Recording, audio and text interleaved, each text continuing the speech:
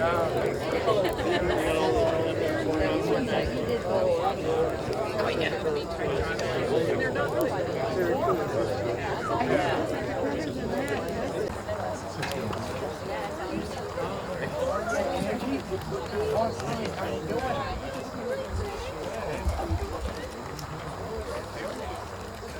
right, so tonight we have as our, shall I call them panelists? We have here, would you all, Paul, would you stand up real quick? This is Paul McAfee, who is our current board president, yay, lucky for me, board president, and founder. Sam Schwartz, yay. Scott Fetters, Tony Fleming, and Betsy Yankowiak, and Curtis Poor, right, who is Richard Poor's son. So I don't have, yes. So thank you all for being here, taking your time out. This is going to be a little bit free form. I'm just going to let Paul begin, and you can start telling stories, but there will be certainly time for interaction from the audience, Q&A, and I know that many of you out here have been deeply involved with this organization and the origins as well. So, all right, thanks. So I think I'll talk about how we actually got started, or what the very earliest days. Up in my head as I was talking to John Goss here a little bit earlier, and he said the way he kind of got started was doing recycling stuff in Bloomington, although maybe 20 years earlier. So I thought that's interesting that recycling kind of gets people started in environmental stuff. Next year, 1990 was the 70th or the 20th anniversary of Earth Day, and so we all got back together and did a big Earth Day thing at IPFW. The governor even showed up. That was Governor Bai, was the governor back then, and he went on that Earth Day. It was such a famous Earth Day. He went around to cities around the state all in one day, probably Bloomington, because John's nodding his head over there. You probably helped organize that one too. That was it. Yeah, okay, interesting. So then that's kind of then where we got started, because that's when I first met, I met Jane Dustin before that. How many people remember Jane Dustin? Okay.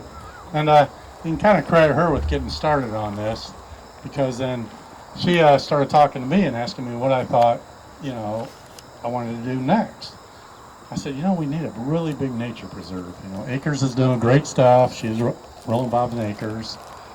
And you have all these nature preserves that are so pristine and nice, but they're not really big. And you need big ones for certain species of animals that like a little seclusion. And I said, we need one that's 4 square miles. For some reason I had in my head that if you had a 4 square mile chunk, that'd be just about right. And she said she knew the perfect place. I was like, oh, okay. So she pulled together, so she said, well, let's start getting together. So she pulled together me and Keith McMahon and Carl Hofer. And Carl Hofer was a civil engineer. And back then, Fort Wayne used to flood all the time. And he had drawn up, I don't know if you call it plans or what, to alleviate flooding in Fort Wayne. He had 11 things. And that was back in the days when you used pencils and stuff. Anybody remember that? And so I had this paper that he wrote up about what to do, and one of them was to restore wetlands, and particularly in this particular area, because it would hold floodwaters. And so he was interested in getting us going with that. So that was kind of the very start of it. I'm going to say that my original plan was to talk about the first 10 years. Because we started in 1990, but we didn't get any land until 2000 or somewhere in there. So we had 10 years. And what did we do during those 10 years? And I think back, we argued a lot, but and we didn't really know what we were doing. So, we were feeling our way through. None of us had started an organization before, and we turned it into a 501c3 nonprofit organization. So that took some effort. We did start doing quarterly water testing at 4 different sites along the Little River. And we spent a lot of the time, working on mapping and getting to know the landowners. We spent a lot of time working with National Serval and United Refuse landfills. They have actually 2 properties that are wetlands that we worked with them on. Not that we had much influence on it, but we worked with them to get it. Antler Park, and then this one over here. So that's the sort of things we did the first 10 years until Curtis's father took the reins and got us our first property, which was the Arrowhead properties. Well, raising money for these is kind of hard, but at the time, the federal government, through the NRCS, had a wetland reserve program, and they would pay landowners X amount of money to restore their property to a wetland, and then they would have a permanent easement on that. And Eagle Marsh has an easement owned by USDA, and so do the Arrowhead properties.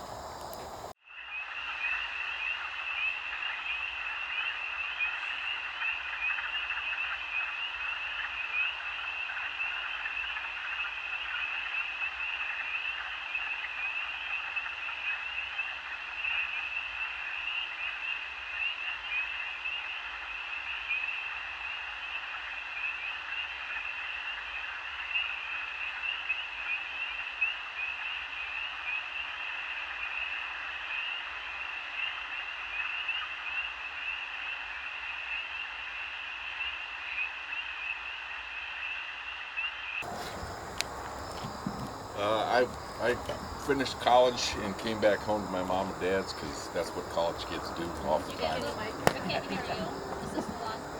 You got it? Okay. Yeah. Thank you. And I just remember receiving a lot of phone calls from Jane Dustin and Paul when things were really starting to hit their inception pace.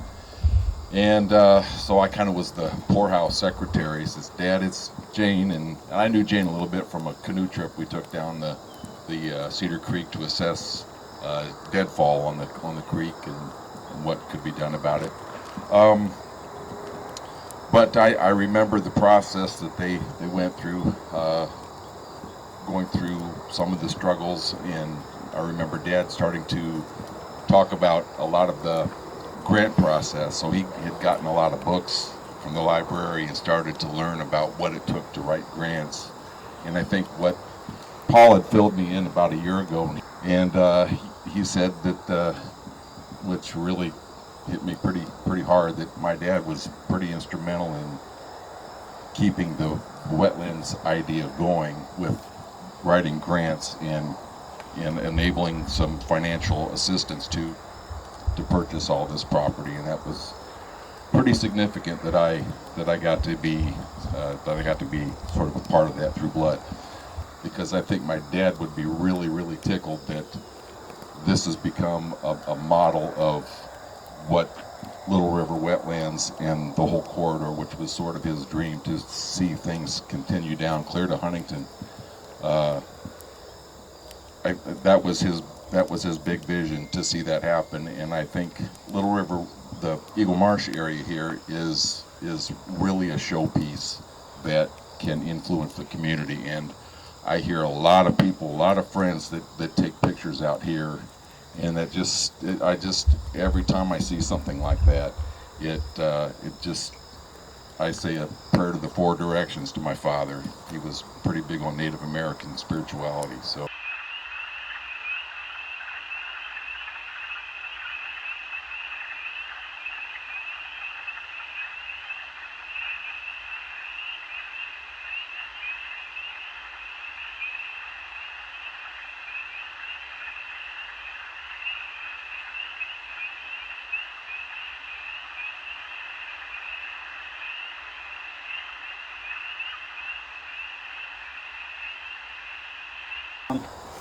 Well, first of all, I've been around for a while. That's my main claim to fame. That during the Pleistocene, the Wisconsin Glacier was heading that way. And I was deeply embedded, and it dropped me off here, and I liked it, so I decided to stick around. I eventually met all you people, which is such a humbling experience, because if we went around and picked all your brains, your collective brains, it would just be amazing, all the things that you get done. I consider myself back then more of a follower, and I heard about this guy and these guys, and I thought, I got to get on board. This sounds like a wonderful idea. And so I just started following them around and doing what they told me to do. And so one day we're down here back of General Telephone and looking out this way. He had his binoculars, and we were looking at, I think it was a half a dozen white egrets in a willow tree. It is so wonderful. They're still here. And at one time we almost lost the egrets because of plume hunters and things that were not so good. I could tell you a really long story about, but I won't. So anyway, it's heartening. I saw two of them fly over just a little bit ago. And for me, the egret is the symbol of Eagle Marsh, because Paul and I were standing, you remember we were back of General Telephone, you had your binoculars, we were looking out, and I said, what are those big white birds? Well, okay, they were egrets. And so Paul, in his wisdom, said, this would be a great place to have a nature preserve. You remember that? Well, that's what he said. I don't make stuff like that up. So I thought, man, that is a really good idea. Let's do that. But I knew he could do it. So eventually, I remember riding in the car with him. We went down to Indianapolis, and we talked to the powers that be down there. Big long table, lots of white shirts and ties and suits. I thought, wow, this is pretty, interesting. And Paul shook that money tree till the money started falling out of it and things started to happen. And they've been happening ever since. I'm not going to start mentioning names because I'll forget a lot of people. But it's just good to be here. I come out here quite often. I used to think, well, I'd like to go to Yellowstone Park or somewhere, or California or Hawaii or Alaska. Eventually I got to some of those places. But now I really enjoy coming right here.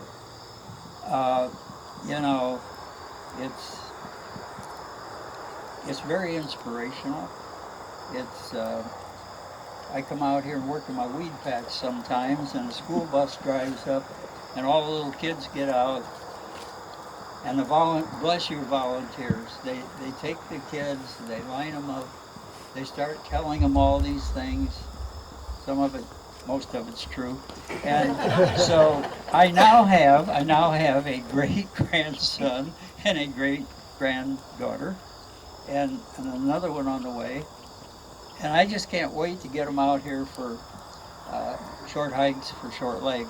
So thank you all for all the good things you've done, especially this guy. And that's it from here.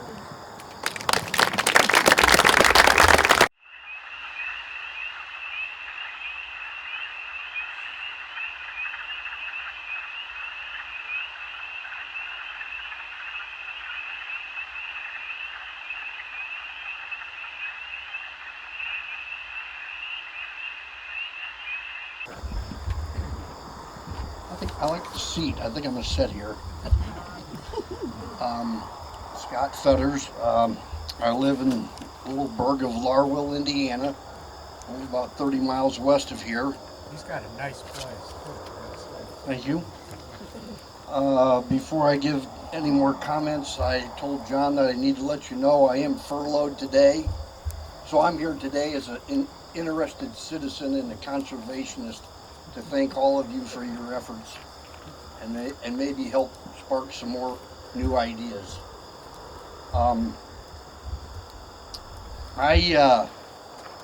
he said I was working for the Fish and Wildlife Service when I first came to Eagle Marsh, but I wasn't. I was self-employed in 1993, 94, 95. And I was doing about anything to make a paycheck at that time, including mowing the yard for Tom Kelly. And I got to know Tom real well, his dad, Jim, a few of their friends, close friends that are also friends of Little River Wetlands Project, Jay Jorgensen, Jeff and Greg O'Daniel, the car dealerships. So I've been around Fort Wayne for quite some time. And in 1994, I was thinking, I bet I could talk Tom and Jim into buying this place. Well, I struck out. But they did introduce me to the owner and then the future tenant farmer, Lamont Farms, from here on the east side of Fort Wayne, that was farming all of Eagle Marsh. And in 1994, in late fall, I got in a helicopter up to Smith Field because I wanted to see a bird's eye view of what Eagle Marsh looked like. And then in the winter of 94, 95, I went into the Allen County surveyor's office, and lo and behold, he had 1-foot contour topo maps. So I had the biggest 1-foot contour topo map they'd ever made. It went all the way from Fort Wayne Country Club to I-69. And I took it back home and I started looking at things, and of course I was already interested in this thing, and I knew about the Wabash Erie Canal, having gone through the towpath, the interurban railroad. I thought, wow, what a great project. Restore a big wetland, put a big trail system in. That was in 95. Well, now you got trails, you got a big marsh, and I wasn't able to do it, but a mutual friend of Paul and mine, a good birder, Darcy Zolman, a friend from Warsaw, I said, you need to give me Paul's information. I want to give him all my maps and everything. And I think I know how you could do it, because all you got to do is either raise the money to buy it and then enroll it in the WRP program, which you might have to wait for 12 to 18 months to get your money back. That was where I failed with Tom. The next best idea is have the current landowner enroll it in WRP while they own it, and then turn around and buy it back from them at a reduced rate. So it saves them on taxes, saves the nonprofit on the purchase price. And so, yeah, I've been around Eagle Marsh for a long time. In 94, I think I walked about every single square foot out here because it had all been tilled under as fresh black muck. And then the following spring, it was 600 acres underwater. And it just repeatedly doing it time and time again. And for your group to be able to have this, I've come and attended your Monarch festivals, the educational component that comes along with being this huge recreational draw in southwest Indiana. I mean, it's everything that the U.S. Fish and Wildlife Service aspires to do, is to restore, conserve, and protect for the future. And you're doing all of that here. And I guess what I might hope that comes from tonight's 35th anniversary is that there's one heck of a big watershed and a lot of restorable wetlands that way. And I'm really close to retirement, and I'm going to start working over there. Yeah.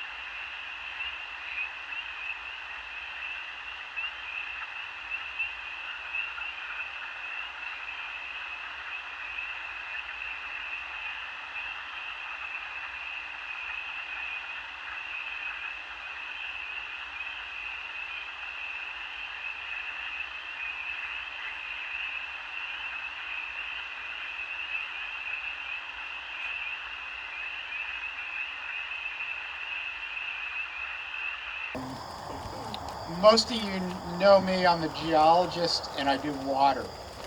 And I also do maps. And my introduction to this idea, it was just a concept at the time, was sitting on the floor in Dick's house with Paul, Jane Dustin, I think Sam might have been there. This was in 1990. And a couple other people that I don't remember after 35 years.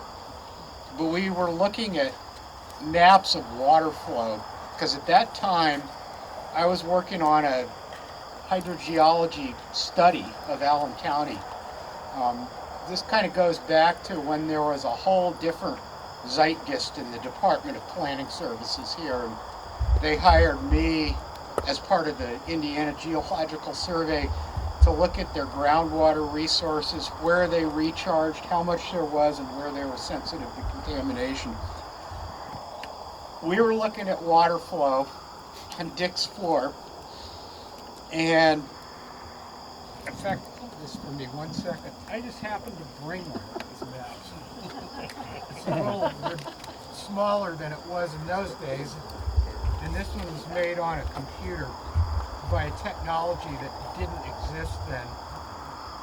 But this is a map of Allen County. And the colors, this is a digital elevation model of Allen County made by bouncing lasers off the surface from an airplane. Can we hold a map while you use the mic? 'Cause Okay. I'll walk around Okay. this. You talk about it while I walk. Okay. There we go. In any case, the thing we're going to note here is that high areas are in this bluish white and low areas are in this sort of greenish blue. And so you can see we're right about here. We're kind of the sump here for Allen County. All the water in Allen County goes here. And so in my report, one of the things I suggested, both for hydrologic flood management reasons and because of its geologic significance, that this area be preserved, because it's an incredible viewshed of the floodway of the Maumee megaflood, which occurred about 17 to 18,000 years ago when glacial Lake Maumee abruptly drained down the head of the Wabash Valley here and created this huge 2-mile wide valley that we see today. And it's very scenic. This is one of the best places anywhere along it to see the whole thing. So we were sitting there with these maps looking at this, looking at where groundwater might be coming in, so there might be springs and fens and seepage area, kind of wetlands to protect. And all of this was extremely conceptual in 1990. We're a bit ahead of the land acquisition part, but that was my introduction to the Little River Wetlands Project, and I've always been, since then, kind of a ad hoc advisor, I guess you could call it, and booster of this project. And my involvement has continued in many ways, working with many of the people here, and especially John and others, Betsy, on the water separation project between the Carp over there and the Mississippi River watershed and the Great Lakes watershed, and other things like that. So that's my backstory here on Little River Wetlands Project. And I'll just, one other little tale. This was in 2006, I believe, right after this property had been acquired, and it was still basically just an abandoned farm field. But the Little River Ramblers were going out every Tuesday, checking out the farm weeds just to see if there was anything else interesting coming up. So one day I showed up, and it was a steady downpour.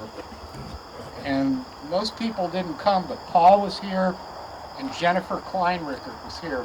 And we said, well, let's go see if we can find the Continental Divide and in this downpour. And we took off through what is now Eagle Marsh Woods. It wasn't Eagle Marsh Woods then, it was different ownership. We followed that around over towards Serval, and indeed, observe the area where all this water falling on the ground was going one way and the other way. I always will remember that walk, just to see that, because it's different now with the separation wall and the berm and everything else, but that was very cool. So this place has a lot of cool memories.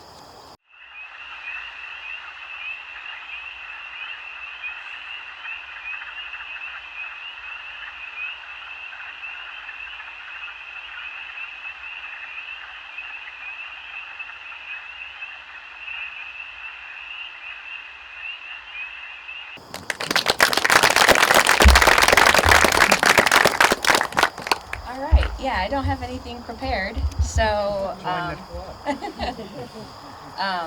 but I love listening to these stories because this is kind of like 2007 is when I started here, and you know, I think at the time there was one person on the board that knew anything about wetland restoration, and that was Tim Skyver, and then everybody else, Judy, Dennis, Tom, I don't remember who else was on the board.